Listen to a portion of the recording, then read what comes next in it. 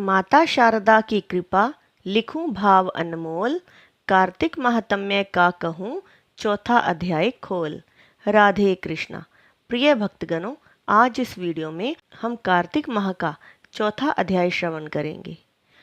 नारद जी ने कहा कि भगवान विष्णु देवताओं को आज्ञा देकर मछली का रूप धारण करके आकाश से जल में गिरे। उस समय विंध्याचल पर्वत पर तप कर रहे महर्षि कश्यप अपनी अंजलि में जल लेकर खड़े थे। भगवान उनकी अंजलि में जा गिरे। महर्षि कश्यप ने दया करके उसे अपने कमंडल में रख लिया। मछली के थोड़ा बड़ा होने पर महर्षि कश्यप ने उसे कुएं में डाल दिया। जब वह मछली कुएं में भी न समा सकी तो उन्होंने उसे तालाब में डाल दिया। जब वह तालाब में भी न आ सकी तो उन्होंने उसे समुद्र में डाल दिया। वह मछली वहाँ भी बढ़ने लगी।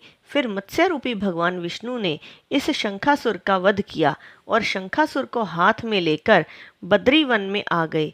वहाँ उन्होंने संपूर्ण ऋषियों को बुलाकर इस प्रकार आदेश दिया, मुनीश्वरों, तुम जल के भीतर बिखरे हुए वेद मंत्रों की खोज करो और जितनी जल्दी हो सके उन्हें सागर के जल से बाहर निकाल आओ।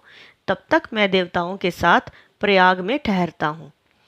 तब उन तपोबल संपन्न महर्षियों ने यज्ञ और बीजों सहित संपूर्ण वेद मंत्रों का उद्धार किया।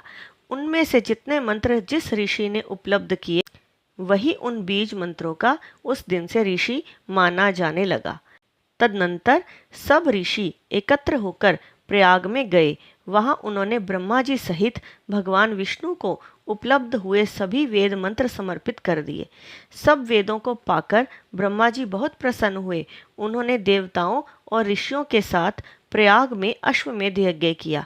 यज्ञ समाप्त होने पर सब देवताओं ने भगवान से निवेदन किया, देवादिदेव जगन्नाथ, इस स्थान पर ब्रह्मा जी ने खोए हुए वेदों को पुनः प्राप्त किया है और हमने भी यहाँ आपके प्रसाद से यज्ञ भाग पाए हैं।